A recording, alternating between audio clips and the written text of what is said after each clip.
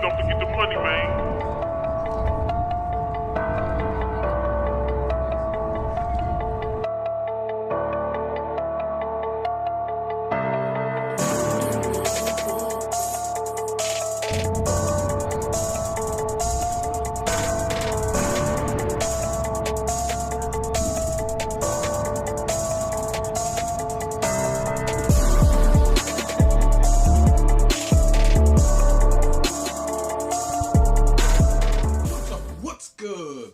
Here at the new Matt Clark. How are each and every one of you doing on this amazing Wednesday?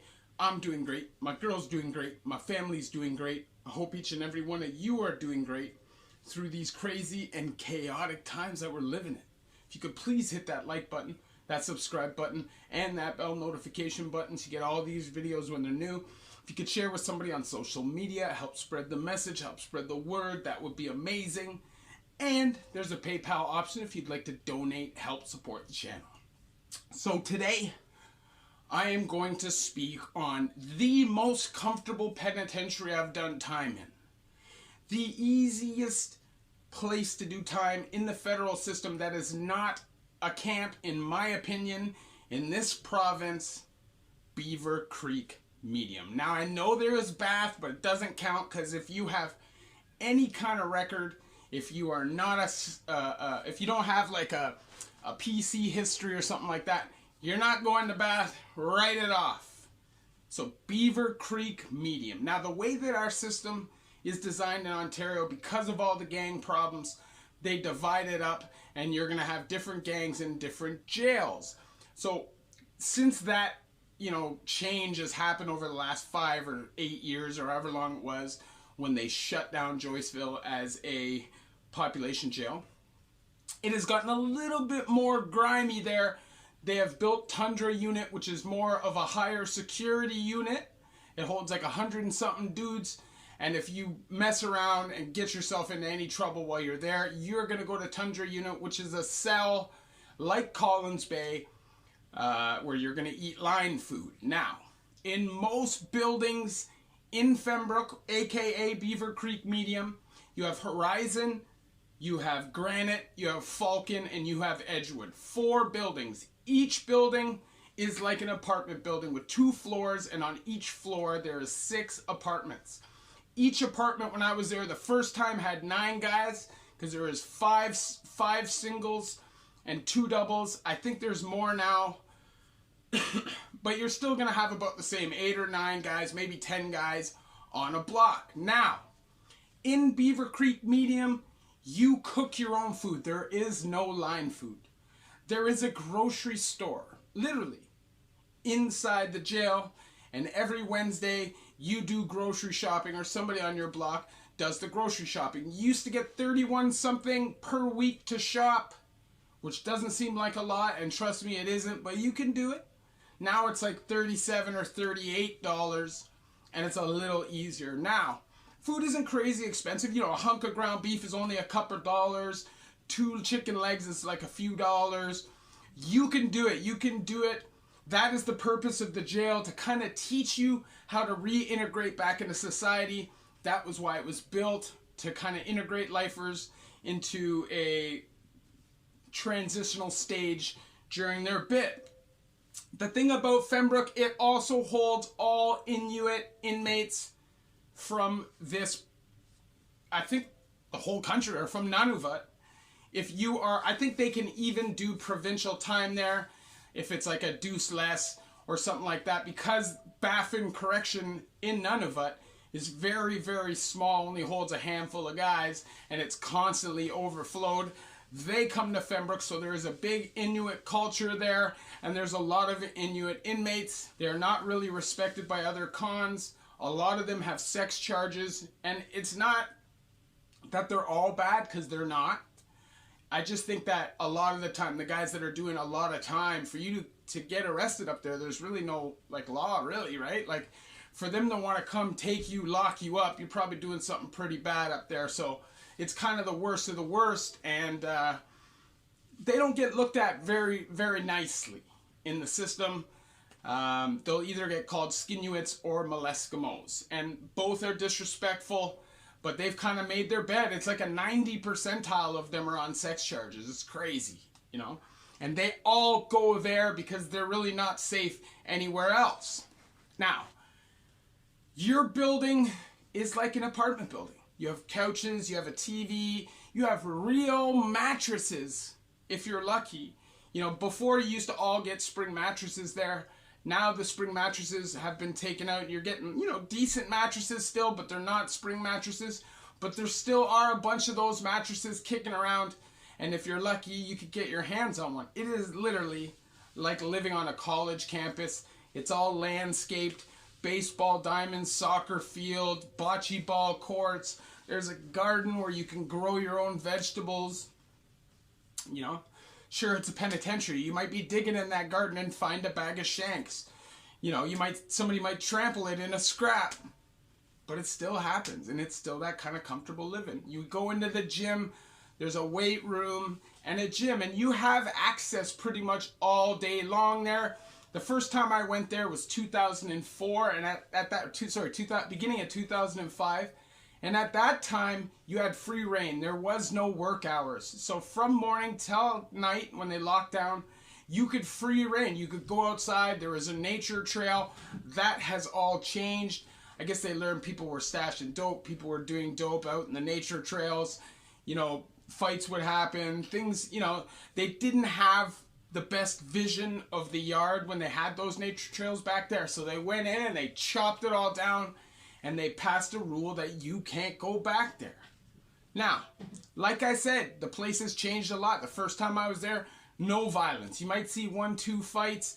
Now, there's a lot more violence than that. I saw that one of the dirtiest $150s I've seen in my life the last bit I was there. I could literally see through his cheek and see his whole smile from the side when he's just sitting there like this. And I remember them trying to stitch. They said they were going to stitch it. And I'm like, you guys can't stitch that. You understand how much it's going to hurt? Do you understand the infections he's going to get in his face? He has to go to healthcare. It sucks. He's not going to be let to come back here. He got attacked. That sucks. But he's got to go to healthcare. He's got no option. His face is hanging in half. What choice does he have? You're going to tough that out and stitch it up with dental floss? Look like a crazy-ass version of Frankenstein? Probably not the best idea.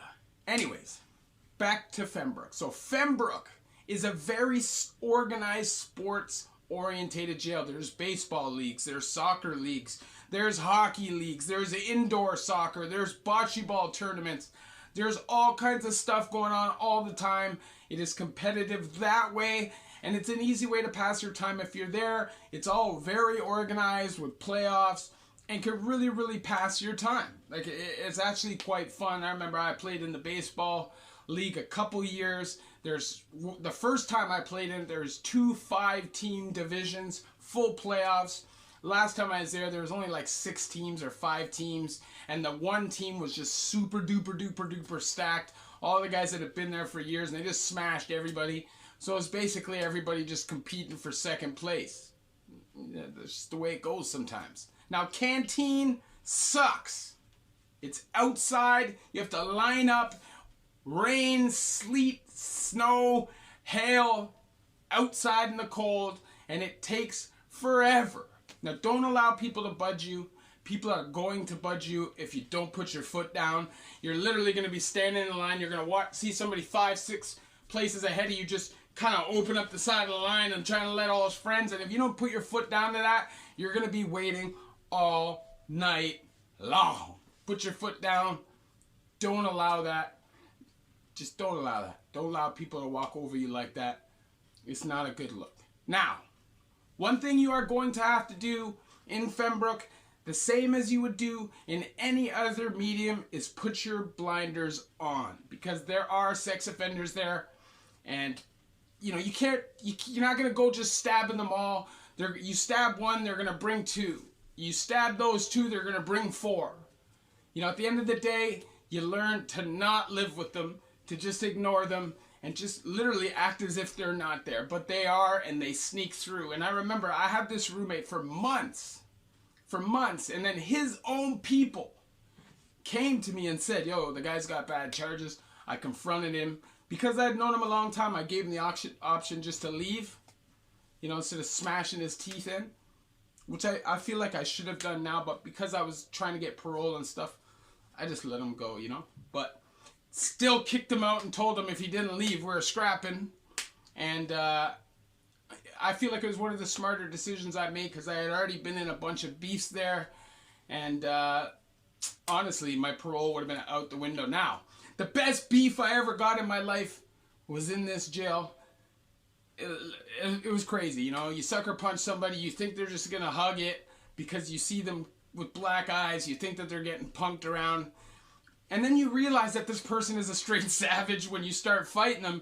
And then afterwards, people tell you the black eyes were from himself. You find out he stabbed a bunch of people. That was the situation I was in. But it was what it was. And I won the fight. And it was a situation where I had to ride because that person had killed my friend's son. And I'm not going to kill nobody. That's not me. But I definitely wasn't going to live there and not fight him. You know, it is what it is. And in that institution, the likelihood of getting away with a fight that's not on your block is slim to nil. We scrapped out in front of the gym. It was a bloody fight. By the time we had walked, because after we fought, I explained to him why we fought, because he didn't know why. And when we were walking, like within 2 seconds, we were surrounded by feds. There had been statements written. Like, the place is nuts for that. It's something you're just going to have to deal with if you want to be in that prison. Not all mediums in this province are like that. If you go to Collins Bay now, there's, I don't even know if 1 block or 2 block are open at all anymore. Then there's 9 block, there's the Mac side, you know, but Fembrook doesn't have that. And Warkworth, at, you know, one point 10 years ago, wasn't even really considered population. This is what they've done to the system to divide and conquer the convicts, so they know what's going on with the drugs, so they have an ear to the ground. So always remember that IPSO, aka security, is listening to the phone calls. They have Infama that are walking around the institution trying to find out who's got dope, who's got this, who's got that. I'm telling you, it's a dangerous game. So if you do bring anything in, if you are on your grind, tell nobody. Tell nobody. Because in that place, you will get pinched. I remember this dude was living like a champ, man. He was bringing in the weed. He was super generous, sharing with everybody. Like, bro, you bought, you're going to get proper counts. And that's rare to happen in prison. At good prices. He'll give you free joints. You just ask him for a joint. He'll give it to you. But still, statement after statement after statement goes in on this person. He ends up being pinched and the whole play is killed. I remember a tobacco play where everybody got so greedy they had a plug that within a week or 2 weeks, the whole jail knows, because these guys got 100 bales and they're trying to sell down the whole place, bait out the whole scene, kill their own play. You can't get too comfortable in the system. You just can't. You can't slip like that. I got street charged at Fembrook. They're very tough on dope. I got street charged for 1.2 of hash on the scale, 90 days consecutive, 3 months in seg, and shipped out. That will happen to you. I know a guy who got pinched with an ounce of weed and got a year consecutive for 1 ounce of weed. A year consecutive. Man, that place is crazy for the drug stuff. So don't get caught doing that. At the end of the day, it's one of the most comfortable places that you are going to do time in this in this province if you're doing more than 2 years. And you're not going to want to screw it up if you get there, because it's just a different kind of living. It's a different kind of living. It's not like constant war. It's not somewhere where you have to walk with a shank and be worried about that kind of stuff all the time. It's an opportunity to chill, to do your time comfortably if you just kind of mind your P's and Q's. And you don't even have to super mind your P's and Q's. Just don't stab anybody. Don't get caught with a bag of heroin. Don't get smashed out in the yard and, you know, start a riot. It's not that kind of place. You'll be out of there real quick. And I know because of bed space, they've become a little bit more lenient and it's become a little bit more greasy there and a little bit more things happen. And if you get in a fight now, you will come out of seg. As opposed to back in the day where if you fought there, you were gone for sure. If it's a fist fight, you will come out of seg. They'll let you come out of seg if you get in a fist fight for the most part. But still, man, it's not an opportunity you want to screw up, especially with the way that the system is going here with so much damn lockdown, so much seg time. You know, I remember when I got pinched for that fight, because of the new laws in this country, they don't want you to be in segregation for longer than 15 days because of mental health issues and PTSD that it can cause. So literally within 24 hours, they have your TV, and as soon as they can get you out of seg, you're out of seg. If they want you out of the institution, they're just going to ship you out right away. And that's just kind of how it's gone in our country because of how liberal our country's become. But it's all an act. It's all a cover-up. They really don't want to let anybody out.